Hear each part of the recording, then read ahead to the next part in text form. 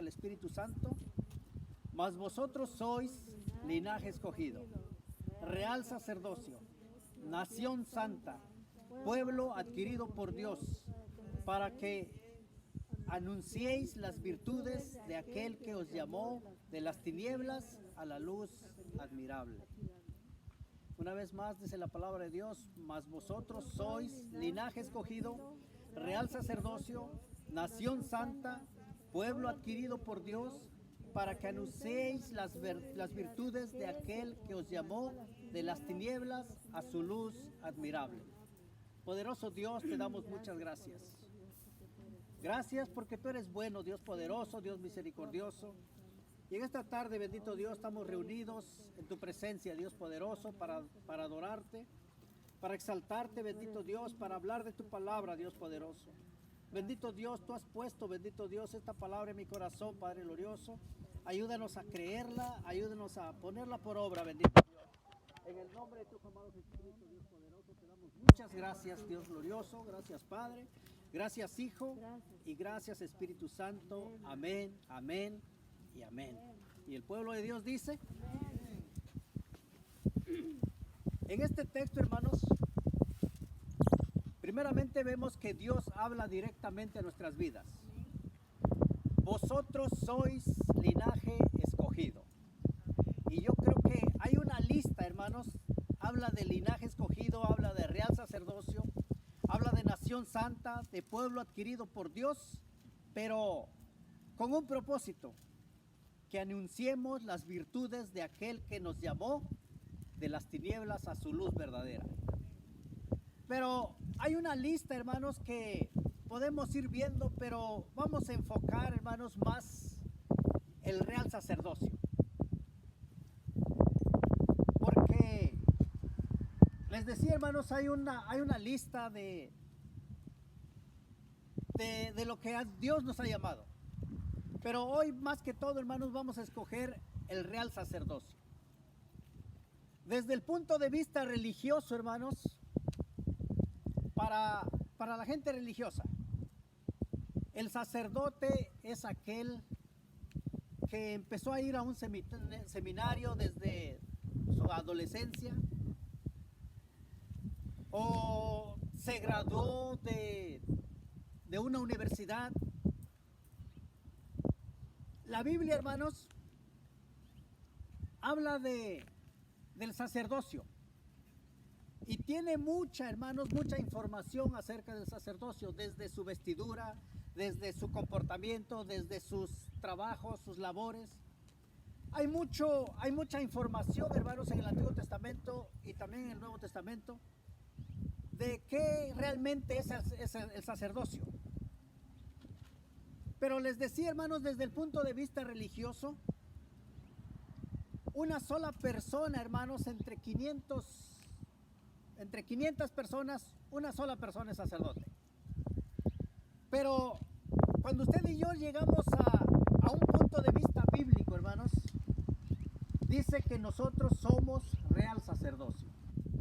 Aunque la gente, hermanos, nos mire como personas comunes y corrientes, pero ante los ojos de Dios, hermanos, somos un real sacerdocio. Les decía, hermanos, de que desde el punto de vista religioso, el sacerdote es aquel que no se casa. Se le nombra celibato. Y la Biblia, hermanos, dice lo contrario. Desde que usted y yo, hermanos, empezamos a ver la Biblia, empezamos a encontrar, hermanos, que Dios en el Antiguo Testamento, hermanos, empieza a escoger al sacerdote como símbolo, como un simbolismo, hermanos, para lo que viene después. Yo creo, hermanos, que primeramente allá en Génesis habla de un sacerdote que fue Melquisedec. Pero si seguimos, hermanos, vemos en Números, vemos en Deuteronomio, vemos en Levítico, todo lo que realmente estaba preparado para un sacerdote. Y hay requisitos, hermanos, en el Antiguo Testamento. Y si vamos al Nuevo Testamento, hermanos, qué bueno que usted y yo ya no tenemos que cumplir esos requisitos, porque Jesucristo ya los cumplió en la cruz del Calvario. En el Antiguo Testamento, hermanos, se empieza a hablar de Aarón, el hermano de Moisés. Y dice que no lo llamó ningún hombre, ni lo escogieron, ni porque fue al seminario desde su juventud, sino que Aarón, hermanos, fue escogido directamente por Dios. Dios lo llama, hermanos, Dios le habla a Moisés y le dice, dile a tu hermano, apártalo porque va a ser uno de los sacerdotes. Y lo extraño que vemos, hermanos, contra la religión que dicen que el sacerdote no puede casarse. Aquí Aarón, hermanos, tenía hijos. En el Nuevo Testamento, hermanos, también vemos y se dice que Pedro fue el primer papa. Pero en el Nuevo Testamento también vemos que Pedro tuvo suegra.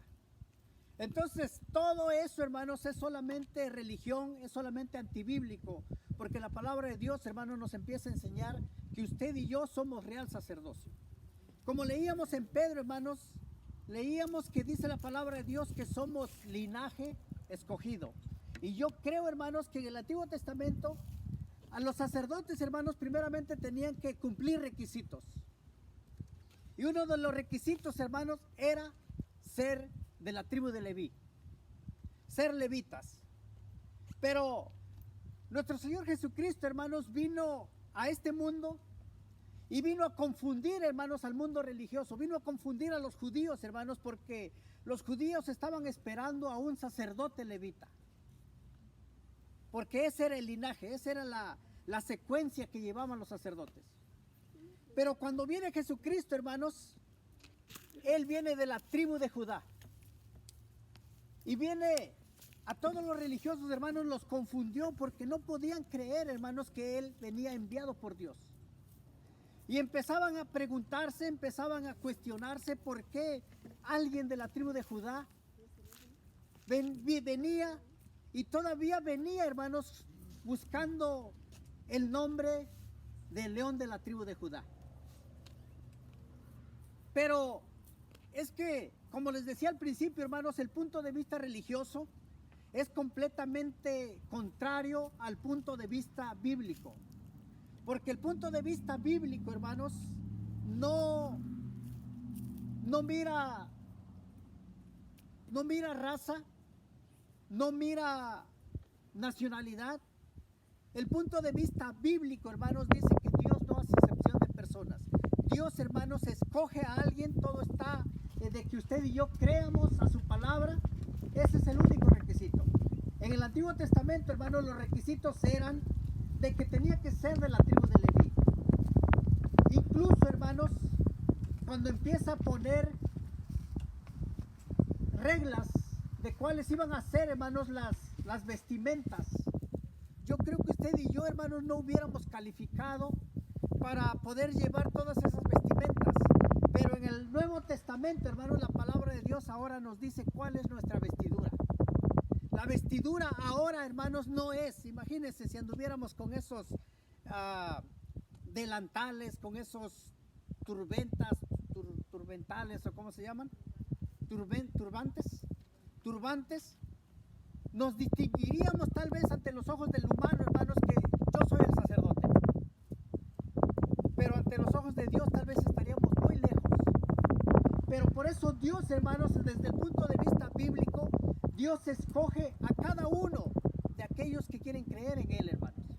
Y nos hace no solamente real sacerdocio, sino nos escoge, sois linajes escogidos, real sacerdocio, nación santa, pueblo adquirido por Dios. Pero acuérdense, hermanos, el requisito es para anunciar las virtudes de aquel que nos llamó. Y esas virtudes, hermanos, yo creo que usted y yo ya las deberíamos de conocer, hermanos. Anunciar el evangelio no es hablar de religión. Anunciar el evangelio, hermanos, es más sencillo de lo que usted y yo pensamos. A veces pensamos, tal vez es que no he estudiado teología, tal vez no he ido a un instituto, a una universidad. Pero la palabra de Dios, hermanos, cuando usted y yo venimos a entrar al grupo del real sacerdocio, Dios mismo, hermanos, empieza a poner palabras en nuestros labios y decirnos, realmente si eres un sacerdote. En el Antiguo Testamento, hermanos, decíamos que el sacerdote tenía tareas. Era la única persona, hermanos, que podía entrar al lugar santo y al lugar santísimo. Y había uno más alto de todos ellos, hermanos, que era el sumo sacerdote. Pero cuando pasamos al Nuevo Testamento, hermanos, ahora el sumo sacerdote se llama Jesucristo. Y la Biblia lo explica claramente, hermanos, en Hebreos 7, Hebreos 8 habla del sacerdocio de Cristo. Porque el sacerdocio en el Antiguo Testamento, hermanos, era de sacrificar animales, era de ofrecer inciensos, era el encargado, hermanos, de que el altar no se apagara. Ahora, hermanos, Cristo es nuestro sumo sacerdote. Y como sumo sacerdote, hermanos, Él está a cargo de sus sacerdotes. Pero ahora, hermanos, depende de nosotros. ¿Realmente queremos entrar a ese grupo de real sacerdocio? Porque el real sacerdocio, hermanos, realmente yo creo que si vemos la sombra en el Antiguo Testamento, hermanos, podemos ver que esos sacerdotes, hermanos, tenían muchos requisitos. Por ejemplo, vemos, hermanos, en Números 3. Vemos en el libro de Números, hermanos, y podemos darnos cuenta, realmente, hermanos, estos sacerdotes tenían, hermanos, que seguir al pie de la letra todo lo que es el ser sacerdote. Dice la palabra de Dios, censo y deberes de los levitas. Acuérdense, les decía que los levitas era la única tribu, que de esa tribu tenía que salir los sacerdotes. Estos son los descendientes de Aarón y Moisés en el día de que Jehová habló a Moisés en el monte Sinaí. Y estos son los nombres de los hijos de Aarón. Les decía, hermanos, que la palabra de Dios dice de los hijos de Aarón. Y si tuvo hijos, por lógica tuvo mujer. Y si tuvo mujer, por lógica tuvo suegra. Dice Nabat, el primogénito, Abiú, Eleazar e Itamar. Estos son los hombres de los hijos de Aarón, sacerdotes ungidos, a los cuales consagró para ejercer el sacerdocio. Dios los consagró para ejercer el sacerdocio. Ahora si vemos en Pedro, hermanos, dice que nosotros somos el real sacerdocio. Dice, pero Nabat y Abilú murieron delante de Jehová cuando ofrecieron fuego extraño delante de Jehová en el desierto de Sinaí, y no tuvieron hijos, y Eleazar e Itamar ejercieron el sacerdocio delante de Aarón, su padre. Aquí vemos, hermanos, los hijos de Aarón. Dice que dos de ellos ya estaban consagrados como sacerdotes. Pero ellos tenían, hermanos, exclusivamente tenían trabajos que hacer. Lamentablemente, hermanos, a veces nosotros tomamos muy en serio, o a veces nos vamos al otro extremo y no tomamos nada en serio.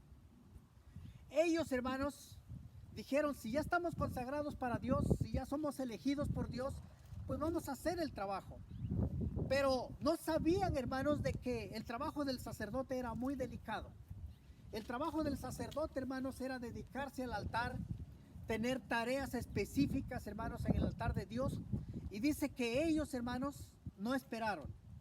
Dice que en el 5 dice, y Jehová Dios habló a Moisés diciendo, haz que se acerque la tribu de Leví y hazla estar delante del sacerdote Aarón para que le sirvan y desempeñen el encargo de él y el encargo de toda la congregación delante del tabernáculo de reunión para servir en el ministerio del tabernáculo. Y guarden todos los utensilios del tabernáculo de reunión y todo lo encargado a ellos, los hijos de Israel, y ministren en el servicio del tabernáculo. Y darás los levitas a Aarón y a sus hijos, les son enteramente dados entre los hijos de Israel. Y constituirás a Aarón y a sus hijos para que ejerzan su sacerdocio. Y el extraño que se acerque morirá. Les decía, hermanos, de que el sacerdocio en el Antiguo Testamento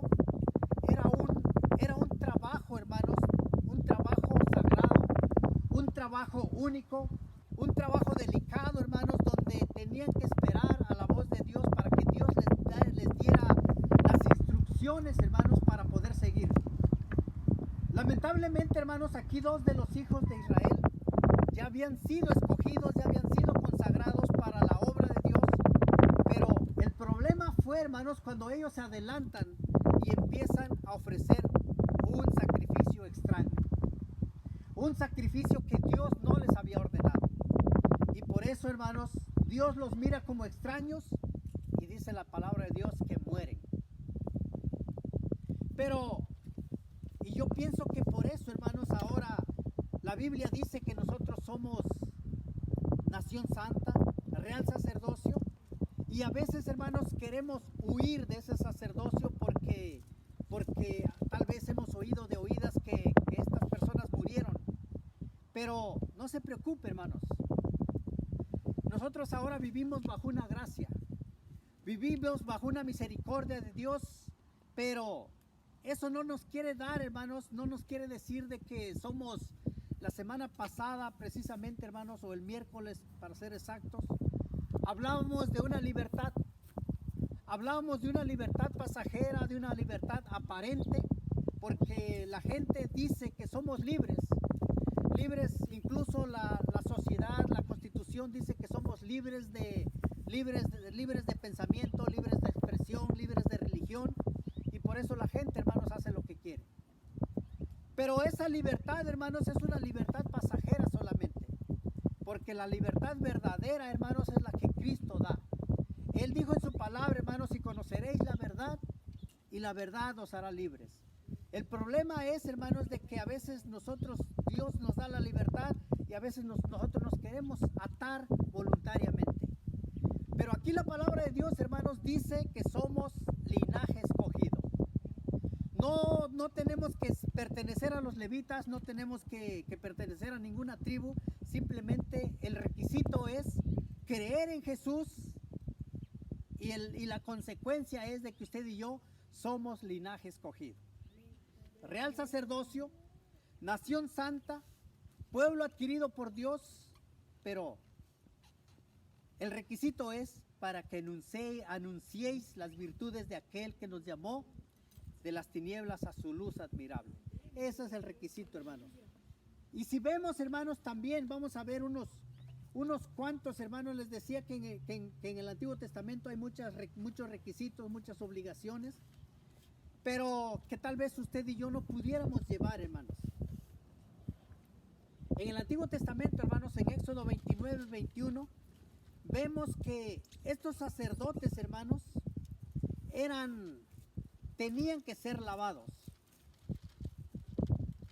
En Éxodo 29, 21, hermanos,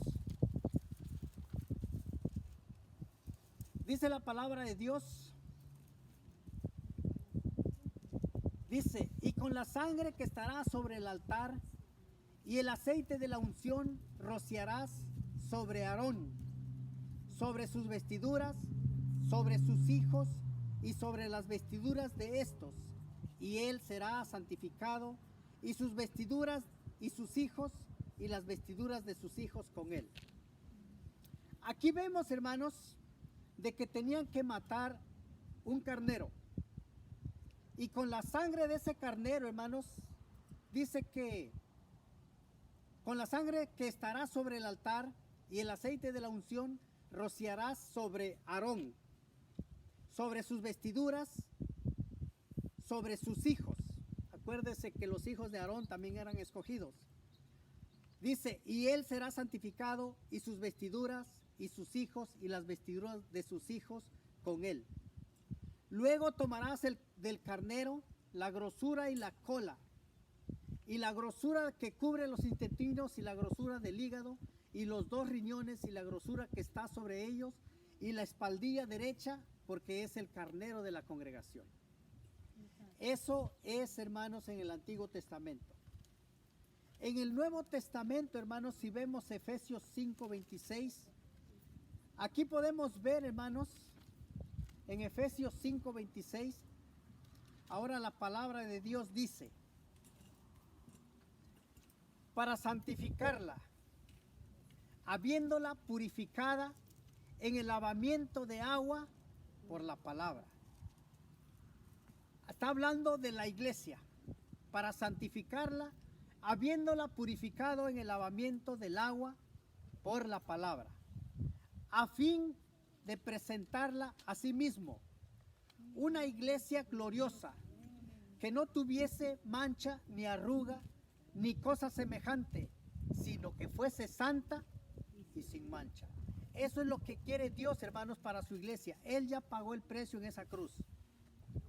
Pero ahora, si usted y yo, hermanos, simplemente el requisito es creerle a Dios. Él nos santifica, Él nos purifica. Dice, al fin de presentársela a sí mismo, una iglesia gloriosa, que no tuviese mancha, ni arruga, ni cosa semejante, sino que fuese santa y sin mancha. Eso es la promesa de nuestro Dios, hermanos. Entonces, ahora vemos una vez más en Éxodo 31, hermanos. En Éxodo 31 vemos una vez más los ritos o lo que tenían que hacer los sacerdotes, hermanos, en el Antiguo Testamento. Éxodo 31 dice: harás asimismo un altar para quemar el incienso, de madera de acacia lo harás. Y empieza diciendo, hermanos, su longitud será de 1 codo, y su anchura de 1 codo será cuadrado, y su altura de 2 codos, y sus cuernos serán parte del mismo. Y empieza diciendo, hermanos, lo cubrirás de oro. Y por eso hoy en las iglesias, hermanos, hay altares, se queman inciensos desde el punto de vista religioso, porque queremos seguir sacrificando o haciendo los mismos ritos, hermanos, que se hacían en el Antiguo Testamento. Entonces no podemos ver, hermanos, la diferencia que hizo Cristo, hermanos, porque Cristo hizo la diferencia. Ahora usted y yo, hermanos, en Apocalipsis 5:8 dice: y cuando hubo tomado el libro, los 4 seres vivientes y los 24 ancianos se postraron delante del Cordero. Todos tenían arpas y copas de oro llenas de incienso. Ya no es un incienso físico, hermanos, ya es un incienso espiritual. Dice que son las oraciones de los santos, pero no de los santos estatuas, sino de los santos vivos que viven en las iglesias, de los santos, de las personas. Porque fíjese la contradicción, hermanos, en el mundo religioso, estas personas supuestamente en vida fueron santos, pero nadie les dijo santos. Y ya cuando mueren y pasan 300, 400, 500 años, ahora los canonizan y los hacen santos para adorarlos.